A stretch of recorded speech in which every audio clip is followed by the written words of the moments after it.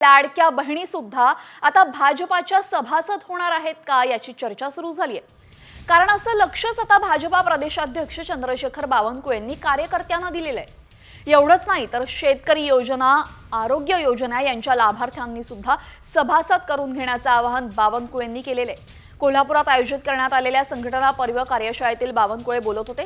राज्यातील सर्व 36 जिल्हा परिषद आणि 27 महापालिकांवर भाजपाचा झेंडा फडकला पाहिजे असं आवाहन भाजपाचे प्रदेशाध्यक्ष चंद्रशेखर बावनकुळे यांनी कार्यकर्त्यांना केलेलं आहे। आणि यासाठी त्यांनी आता लाडक्या बहिणी सुद्धा भाजपाच्या सभासद करून घेण्याच्या हालचाली सुरू केलेल्या आहेत। जे योजनांचे लाभार्थी आहेत ते सगळे भाजपाच्या टार्गेटवर असल्याचं इथं दिसतंय।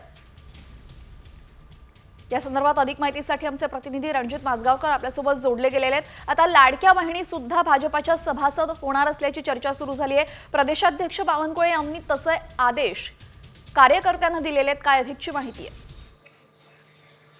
चंद्रशेखर बावनकुळे यांच्या या आव्हानामुळे महायुतीमध्ये एक नवा वाद निर्माण होण्याची शक्यता झाली। कोल्हापुरामध्ये एकाडेचं आयोजन करण्यात आलं होतं।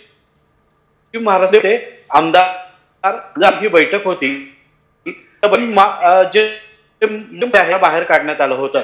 यावेळी चंद्रशेखर बावनकुळे यांनी या सर्व कार्यकर्त्यांना आवाहन केलेलं आहे की सभासद नोंदणी करत असताना विशेषतः लाडकी बहीण हे टार्गेट ठेवा। शासकीय योजना ज्या ज्या घटकांनी घेतलेल्या लक्ष ठेवून प्राथमिक सदस्यत्व करून घ्या, अशा पद्धतीचं आवाहन केलेलं आहे। त्यामुळे आगामी काळामध्ये शासनाची कुठलीही योजना असू दे, त्यांना भाजपचं सभासदत्व दिल्यामध्ये एक नवा वाद निर्माण होण्याची शक्यता निर्माण झालेली आहे। जी, तर भाजपच्या टार्गेटवर आता योजनांचे लाभार्थी असल्याची माहिती आपण दिलेली। धन्यवाद आपण दिलेल्या माहितीबद्दल। तर आता सरकारकडून ज्या योजना घोषित करण्यात आल्या आहेत त्याचे लाभार्थी आता भाजपच्या टार्गेटवर आहेत आणि या सगळ्याचा राजकीय फायदा करून घेण्याची तयारी भाजपकडून सुरू झाल्याची माहिती समोर येते।